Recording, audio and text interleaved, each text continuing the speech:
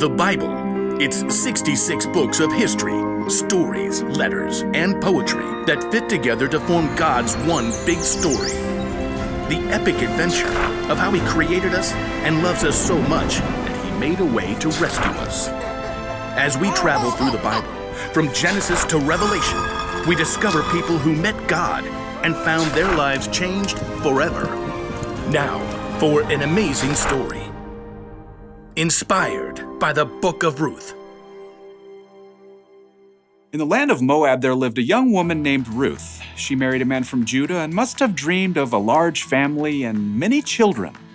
We'll name them Zeke and Hannah and... But Ruth's happily ever after ended before it began.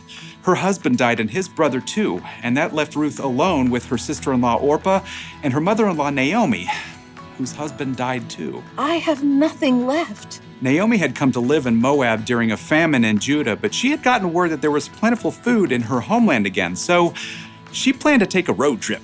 Ruth, Orpah, go back to your family homes.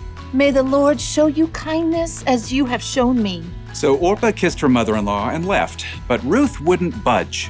I'm going with you. Look, your sister-in-law is going back to her people. Don't urge me to leave you or to turn back from you. Where you go, I will go. Where you stay, I will stay.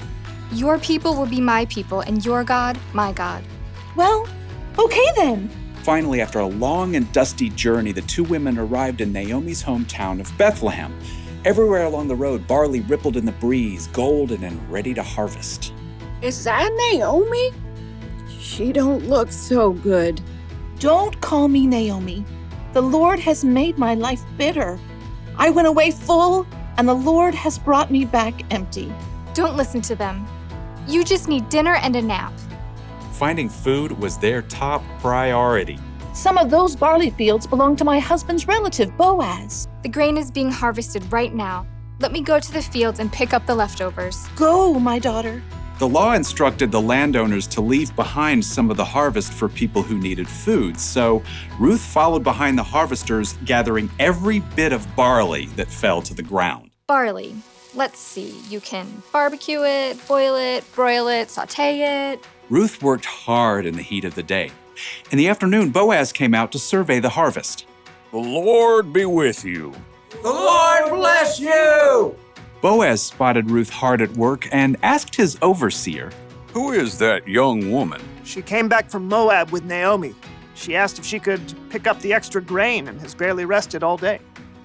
Boaz was moved by Ruth's care for Naomi. He waded through the barley to speak with her. Stay here and follow along where the men are harvesting. I'll make sure no one bothers you. And when you're thirsty, you get a drink from the water jars. Why are you so kind to me, a foreigner? I've been told what you've done for your mother-in-law, how you left your homeland to come here. May the Lord reward you. Boaz offered Ruth bread and roasted grain to eat, and at the end of the day, she was able to bring a large amount of grain home to Naomi. So much food! Ruth continued to work in Boaz's fields until the end of the grain harvest, but even then, life would have been very difficult for two women living alone together. So Naomi laid out a plan for Ruth. I will do whatever you say. At the end of the harvest, the workers threshed the grain to separate the edible kernel from the straw. Then they held a big celebration. When the meal was over and the lights burned low, Boaz laid down near the pile of grain to sleep. Ruth arrived and approached Boaz just as Naomi had told her to do. She folded the blanket away from his feet and lay down nearby. Who's there? It's me, Ruth. Please give me your protection since you're responsible for our family. Boaz was surprised, but what Ruth had said was true. The Lord bless you. Don't be afraid. I'll do what you ask. Everyone knows you are wise and kind. Even though Boaz agreed to help Ruth, there was a family member who was closer than Boaz. So in the morning, Boaz set out to meet that man and the town elders to settle the matter. I will buy Naomi's land and also marry Ruth, if you will let me. Well, I sure can't purchase Naomi's land and take care of my own land too. So we're good? Go right ahead. Today, you are all my witnesses that I will buy Naomi's land and marry her daughter-in-law, Ruth. As soon as it could be arranged, Boaz and Ruth were married.